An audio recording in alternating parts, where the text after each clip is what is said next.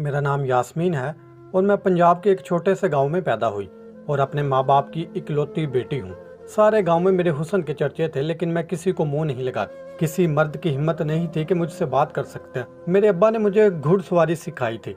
मैं अक्सर अब्बा के घोड़े पर सैर को निकल जाया करती थी। सारे गाँव की लड़कियाँ और औरतें मुझसे खार खाती थी, क्योंकि उनको मेरे हुस्न से काफ़ी खदशात थे। वो काफ़ी बेवकूफ़ थी। इन्हें लगता था कि यास्मीन उनके शोहर, बेटे या भाई को ले उड़ेगी, मगर यास्मीन यानी कि मैं इतनी गई गुजरी नहीं थे कि किसी भी रहते गहरे को अपने करीब आने देती। मैं बहुत मजबूत किरदार की मालिक थी और मेरे अब्बा ने मुझे बहुत कुछ सिखा रखा था कि ऐसे लोगों को कैसे काबू किया जाता है। जब भी किसी लड़के ने मेरी तरफ नज़र उठा के देखा, उसे मैंने वो सज़ा दी कि उसके बाद सब ने तौबा कर ली। लेकिन मेरी किस्मत बुरी थी कि चौधरी के बेटे का दोस्त एक दिन हमारे गाँव में आया हुआ था और उसने मुझे घुड़सवारी करते हुए देख लिया। मेरे घोड़े के सामने उसकी कार अचानक आ गई। वहां से एक मुलाजिम उतरा और उसने मुझे कहा कि ए लड़की, तू अपनी घोड़ी पीछे कर ले, 5 कच्चे में चली जा, सरकारी की गाड़ी के आगे से हट जा। मैं जो हमेशा से अपनी मर्जी चलाती थी, उस दिन भी मैंने मुलाजिम की काफ़ी सुना दी और कहा कि अपने सरकार से कहो कि पीछे हो जाए, मैं अपनी घोड़ी कच्चे में नहीं उतारूंगी। मेरी बातें सुन के चौधरी का दोस्त कार से उतर के आ गया। उसने मुझे देखा और देखता ही रह गया। मेरी बहस वो बहुत इश्तियाक से सुन रहा था। कुछ देर बाद उसने मुलाजिम से कहा कि तुम चुप रहो, इस लड़की को गुजरने दो, कार को साइड पे कर दो। वो अपनी मूंछों को ताव देता मुस्कुरा के बोला। मैंने उसे नहूस से देखा और अपनी घोड़ी को एड़ लगाई। वो काफ़ी देर तक वहीं खड़ा मुझे जाता देखता रहा। कुछ दिनों से मैंने देखा था, मैं जहाँ भी जाती थी वहाँ वो चौधरी का दोस्त हमेशा दिखाई देता था। मेरे अब्बा ने बेटों की तरह मेरी तरबियत की थी, लेकिन वो ये बात भूल गए थे कि मैं थी तो बेटी ही, और एक गरीब की बेटी की इज्जत अमीर ज़ादों से महफूज रहना बहुत मुश्किल है। उस शख्स की आंखों में एक तपश थी। मैं न जाने क्यों उसे देखकर घबरा जाती थी। एक बार उसने मुझे रोक के नाम भी पूछा था, लेकिन मैं जल्दी से वहां से भाग आई। मुझे बहुत खौफ आ रहा था। वो अमीर ज़ादा था और उसकी बुरी नज़र में मैं खेतों से भागते हुई मुश्किल घर पहुंची। मेरा दिल खतरनाक हद तक तेज धड़क रहा था और हाथ पैर भी कांप रहे थे। आज से पहले किसी से इतनी खौफजदा नहीं हुई थी। मैंने दिल ही दिल में सोच लिया था कि मैं अब बाहर नहीं जाऊंगी। मैं जल्दी से अम्मा के पास आकर बैठ गई। सारी रात मुझे उसकी खौफनाक आंखें डराती रहीं। सुबह भी मेरा खौफ खत्म ना हो सका। शाम होने लगी, अंधेरा फैल रहा था। अम्मा ने अचानक मुझे कहा कि खेत से प्याज तोड़कर लाओ और भिंडियां भी लाना, सालन बनाना है। मैं ये सुनकर डर गई। अम्मा को बोला कि अब तो बहुत देर हो गई है, अम्मा सवेरे क्यों ना कहा। लेकिन अम्मा ने मुझे झाड़ पिलाई कि क्यों देर नहीं हुई, रोज तो हर जगह दंदाती फिरती है, अब तुझे मौत पड़ रही है। मजबूरन मैं टोकरी उठाई और डरते डरते बाहर निकली। खेत घर से बहुत करीब ही थे, जहाँ हर तरह की मौसमी सब्जियां उगाई गई थी। मैं बस सब्जी तोड़ने लगी और इधर उधर भी देखती जा रही थी। वहाँ कोई भी ना था। मैं अब कुछ सुकून से सब्जी तोड़ने लगी, लेकिन उस वक्त मुझे घोड़े की हनहनाने की आवाज़ आई। मैं चौंक कर सर ऊपर उठाया तो सामने वही शख्स घोड़े पर सवार मुझे देख के मुस्कुराता रहा। मेरे हाथ से टोकरी छूट गई और मैं जैसे तैसे वहां से भागने लगी। अंधेरा भी बढ़ता जा रहा था। वो मेरे पीछे आता जा रहा था और मैं गिरती बढ़ती वहां से भाग रही थी। अब्बा, मैं जोर से चिल्लाई, लेकिन उसने कुछ आगे आके घोड़े को एड़ लगाई।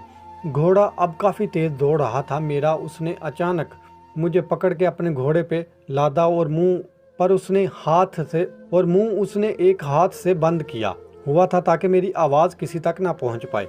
काफ़ी दूर जाने के बाद वहां सड़क पर एक जीप खड़ी थी।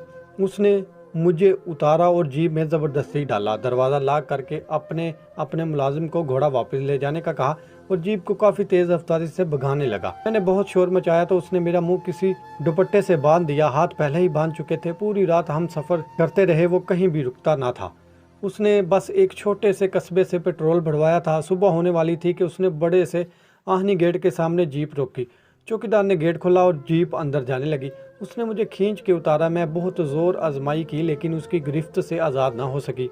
वो मुझे एक बड़े से कमरे में ले गया जहाँ पे बहुत से लोग बैठे थे। उसने मुझे कुछ औरतों के हवाले किया, इसे तैयार करो। मैं चीखती चिल्लाती रही, लेकिन वो औरतें मुझे खींचती हुई अंदर ले गई। बीबी, हमारी बात मान लो, चौधरी आपसे निकाह करना चाहता है, एक औरत ने मुझे कहा। तो मैं चिल्ला उठी, नहीं करूँगी मैं इस घटिया इंसान से निकाह। वहाँ 4 औरतें थी जो काफ़ी ताकतवर भी थी।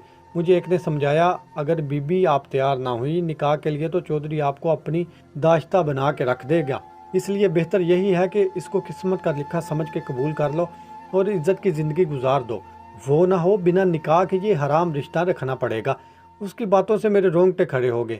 میں کیسے یہ سب کر سکتی تھی، لیکن سچ تو یہی تھا کہ وہ مجھے اتنی دور لے کر آیا تھا، اور اگر میں نکاح نہ کیا تو وہ مجھے پھر بھی نہیں چھوڑے گا۔ اس لیے مجبوراً میں نے نکاح کی حامی بھری۔ ایک دن میں کیا سے کیا ہو گیا تھا۔ مجھے اماں باپ کی فکر ہو رہی تھی، وہ کتنا روتے تڑپتے ہوں گے میری گمشدگی کا سن کر۔ میں روتی رہی، اور وہ ظالم شخص جس کا نام بہروز خان تھا اب میرا شوہر بن کر میرا مالک بن چکا تھا۔ یا اللہ، اب میں کیسے اس شخص کے ساتھ زندگی گزاروں گی۔ چھوٹی چدرین بن چکی تھی، حویلی میں سب میری عزت کرتے تھے، میرا ہر حکم مانتے تھے۔ بہروز خان مجھ پہ جان چھڑکتا تھا۔ اس کا کہنا تھا کہ اسے پہلی نظر میں ہی مجھے اپنا دل دے دیا تھا، اور میرے بنا جینے کا تصور بھی نہیں کر سکتا تھا۔ میں اس سے سخت نفرت کرتی تھی۔ میں نے کبھی اس کی محبت کا جواب محبت سے نہ دیا تھا، ہمیشہ اسے دستکارا تھا، لیکن وہ بھی میرا ایسا دیوانہ ہو چکا تھا کہ اسے میری بے رخی سے کوئی گلہ نہ تھا۔ وہ میری ہر ادا پہ مرتا تھا۔ میں اس حویلی کی مالکن ہوتے ہوئے بھی وہاں ایک قیدی تھی۔ کئی بار میں نے کوشش کی کہ وہاں سے نکل جاؤں، مگر وہاں سے نکلنا ناممکن تھا۔ چاروں طرف خونخوار کتے اور کئی چوکیدار کھڑے رہتے تھے۔ میں چاہ کے بھی نہ نکل سکتی تھی۔ بہروز خان کا خاص ملازم شامیر مجھے عجیب نظروں سے دیکھتا تھا۔ اسے لگتا تھا کہ شاید میں یہاں سے بھاگنے کی کوشش کرتی ہوں۔ ایک دن میں نے اسے اکیلے میں کہا کہ میں اسے منہ مانگی قیمت دوں گی، وہ مجھے یہاں سے باحفاظت نکال لے، کیونکہ سب کچھ اس کے ہاتھ میں تھا۔ سارے ملازم اس کے نیچے تھے، لیکن اس نے مسکرا کر نہ میں گردن ہلائی۔ نہیں بی بی جی، یہ غداری ہے اور میں آپ کی کوئی مدد نہیں کر سکتا۔ آپ میری مالکن ہے، اس لیے میں آپ کا راز رکھوں گا۔ یہ کہہ کر وہ وہاں سے چلا گیا۔ میری ایک سوتن بھی تھی جس کا نام رابعہ تھا۔ وہ کسی بڑے جاگیردار کی بیٹی تھی، سونے سے لدی ہوئی تھی، لیکن وہ بانج تھی۔ وہ مجھے حقارت کی نظر سے دیکھتی تھی۔ اس نے ایک دن میرے منہ پر تھپڑ مارا تھا۔ جب میں نے پلٹ کے اس کی ایک بات کا جواب دیا تو اس کا کہنا تھا کہ تم جیسی کمی کمین میری برابری کرنا چاہتی ہیں؟ تم جیسی لڑکیوں کو چودھری اپنی وقتیہ ضد کے طور پر حویلی لاتے ہیں، اور جب دل بھر جاتا ہے تو استعمال کر کے پھینک دیتے ہیں۔ میں یہ سن کر میں بت بنی اس کی یہ زہریلی باتیں سن رہی تھی۔ وہ سچ کہہ رہی تھی۔ ہم جیسیوں کی کیا زندگی، بس کسی امیر زادے کا کھلونا ہی تو ہے۔ اس دن میں بہت روئی اور مجھے چودھری سے اور سخت نفرت ہو رہی تھی۔ کسی ملازمہ نے یہ بات چودھری کو بتائی تو وہ تپش میں آ گیا اور اپنی بیوی کو بہت برا بھلا کہا۔ اس کا کہنا تھا کہ یاسمین میری محبت ہے اور اسے میں کبھی نہیں چھوڑ سکتا۔ اس کی باتوں سے مجھے اور تکلیف ہونے لگی تھی۔ میں بھی ضدی تھی۔ مجھے اس شخص سے کیسے محبت ہو سکتی تھی جو مجھے زبردستی اٹھا لایا تھا؟ کاش کہ وہ عزت سے میرے ماں باپ سے میرا ہاتھ مانگتا، لیکن اس کا کہنا تھا کہ ہمارا رواج ہے، ہمیں جو لڑکی پسند آتی ہے ہم اٹھا لے آتے ہیں۔